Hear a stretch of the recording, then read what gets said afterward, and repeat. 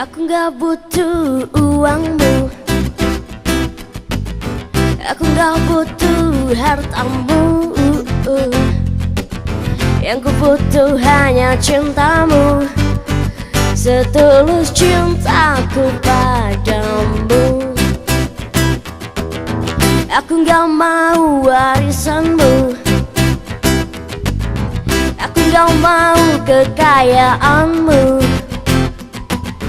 Yang ku mau rasa sayangmu, sesayang aku padamu. Hidup sederhana, gak punya apa-apa tapi banyak cinta.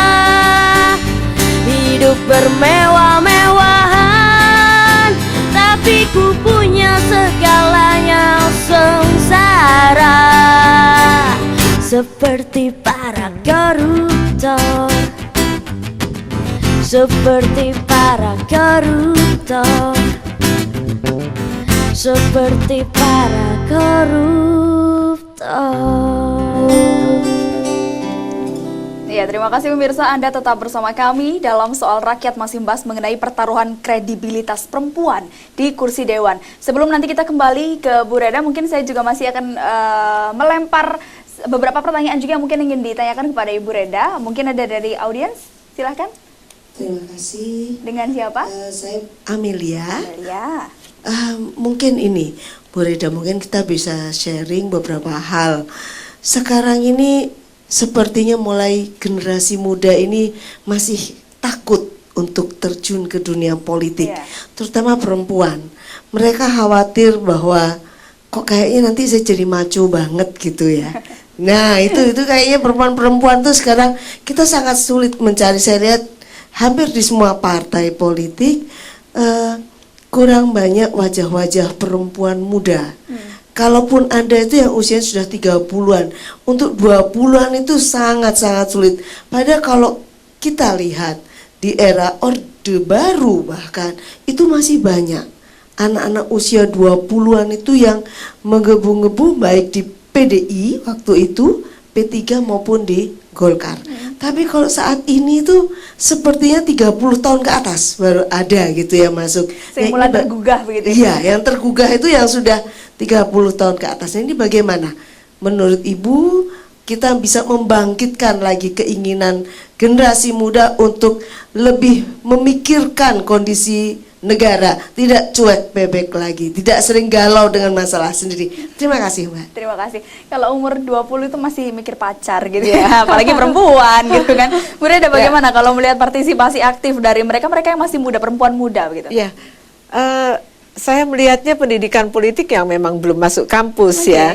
Mereka sudah belajar berorganisasi di dalam kampusnya, tapi pendidikan politik itu belum, sehingga mereka takut.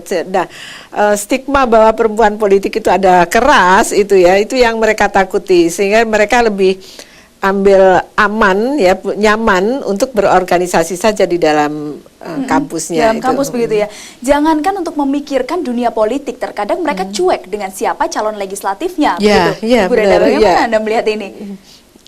Kalau sekarang ini sudah beberapa saya melihatnya pendidikan politik sudah masuk, baik oleh calon legislatornya maupun oleh lembaga-lembaga politik ya, sudah masuk ke situ, sehingga diharapkan ke depan mereka sudah bisa menentukan bagaimana pilihan mereka supaya mereka juga aspirasinya bisa dibawa. Jadi kesadaran juga begitu ya dari masing-masing perempuan muda itu. Tapi kita kembali ke pertanyaan dari Bu Yeni yang di awal tadi. Kalau kita melihat mengenai permasalahan perempuan hingga sejauh ini kan banyak ya Bu ya, KDRT, seks bebas yang masih menghantui perempuan.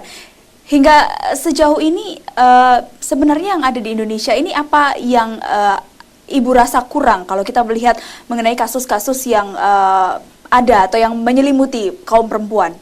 Ya, peraturan-peraturan yang ada, kebijakan-kebijakan daerah, mungkin tidak di Surabaya, itu belum berperspektif gender. Seperti di Aceh, mau boncengan saja diatur, sudah ya ditilang, perempuan diatur, gitu. ya kemudian bagaimana Perda 8 di Tangerang itu yang perempuan tidak boleh ada di jalanan jam 9 malam, kan itu juga sudah sesuatu yang membatasi untuk bagaimana perempuan bisa bergerak bebas itu, Mbak. Mungkin atau tidak akhirnya Perda itu seluruh kabupaten kota di Indonesia itu melihat perspektif perempuan. Diharapkan ke depan seperti itu dengan banyaknya perempuan yang akan masuk di dalam Tapi itu juga legislatif. perlu keterlibatan dari anggota dewan yang ada di dalamnya untuk menggodok itu kemudian ya. Ya, itu harus berjuang, dan bahkan sekarang saya melihatnya bahwa gender itu tidak semua, itu kan peran ya gender ya, tidak semua diperjuangkan oleh perempuan. Laki-laki sudah melihatnya bahwa itu adalah perspektif yang bagus untuk Tapi ke hingga depan. saat ini laki-laki masih belum melihat itu ya. Ya, Perspektif ya perempuan belum, itu ya. belum. Ke depan insya Allah sudah begitulah. Jadi untuk Gender. pemberian hukuman atau dan lain sebagainya juga hingga saat ini menurut Ibu Reda juga masih belum menganut asas perspektif perempuan itu tadi. Ya, tentunya harus berbeda ya ketika menjatuhkan hukuman kepada perempuan ya, karena perempuan itu kan secara kodrati ya dia sudah melahirkan ya, kalau itu yang perempuannya sudah dewasa ya, kemudian dia juga menyusui. Ini tentunya harus ada pertimbangan dari penegak hukum untuk menjatuhkan hukuman, tidak harus sama gitu. Jadi kalau misalnya kita lihat mungkin contoh garis besar saja, kira-kira kedepannya misalnya untuk kasus ini nantinya harusnya seperti ini, gitu. Ibu Reda mungkin ada sedikit gambaran. Harus ada di situ nuansa perspektif gender, ya, sehingga mereka tidak generalisasi saja secara hukum gitu. Jadi Iya. untuk kasus-kasus yang melibatkan perempuan kekerasan dalam rumah tangga begitu harus lebih tinggi hukumannya. Kalau awalnya misalnya 5 tahun jadi 10 tahun begitu dalam Ke depan pandangan Ibu Reda. begitu, sekarang masih kurang gitu. Kalau 5 tahun dendanya aja berapa murah, dan itu bisa dibayar oleh mereka yang punya duit, kan begitu. Jadi dengan lemahnya perempuan juga ini bisa menjadi satu objek begitu ya, Iya. dengan hukuman yang mungkin menurut Ibu Reda masih belum kuat untuk Belum mereka-mereka belum puas saya melecehkan terhadap perempuan iya. ini ya begitu. Mungkin ada komen lagi dari Ibu Yeni terkait mungkin apa yang ingin ditanyakan lagi terkait dengan permasalahan yang dialami perempuan akhir-akhir ini.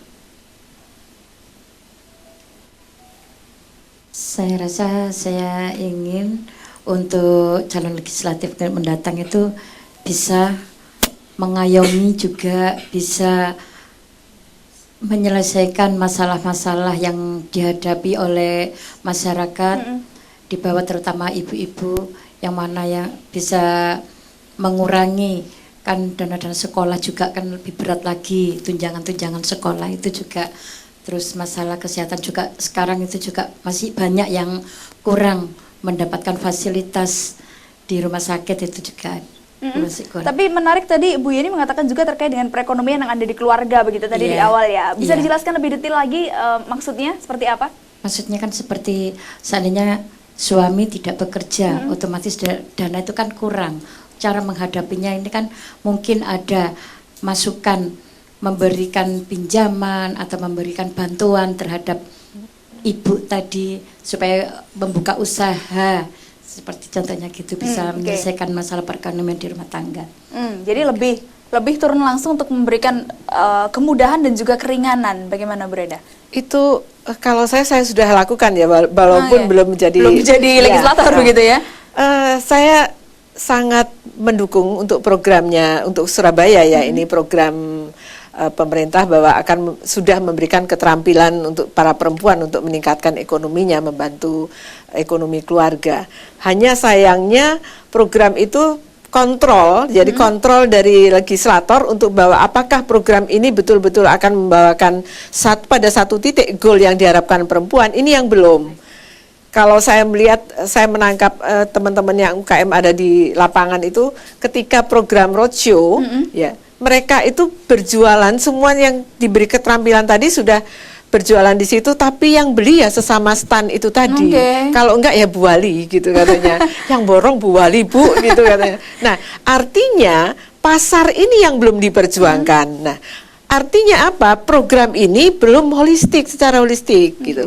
Baru parsial pada pelatihan gitu. kemudian juga sudah diberi wahana untuk mereka memamerkan atau menjualnya. Tapi itu bukan sampai di situ, harus ada pasar yang luas yang diperjuangkan, dan itu diharapkan nanti oleh juga para legislator yang ada di perempuan legislator bisa membawakan itu kepada program yang lebih bagus. Jadi gitu. kalau kita bicara UMKM terkadang diberikan wahana begitu, tapi di akhir-akhir kemudian mandek begitu ya Ibu ya. Iya. Seperti tadi katakan Ibu Reda bahwa kemudian tidak ada yang beli Ya, sesama yang beli stand ya dan lain sesama sebagainya. stand. Nah, ini jadi PR lagi kemudian. Tapi nanti kita juga akan berbicara mengenai sebenarnya bagaimana peran perempuan ya Bu ya. Kalau kita bicara perempuan ini yang sudah menikah kan juga punya suami dan lain sebagainya. Bagaimana kemudian perempuan itu yang memang sudah terjun dalam dunia politik mengatur perannya di luar dan juga di dalam. Kami akan segera kembali untuk Anda saat lagi.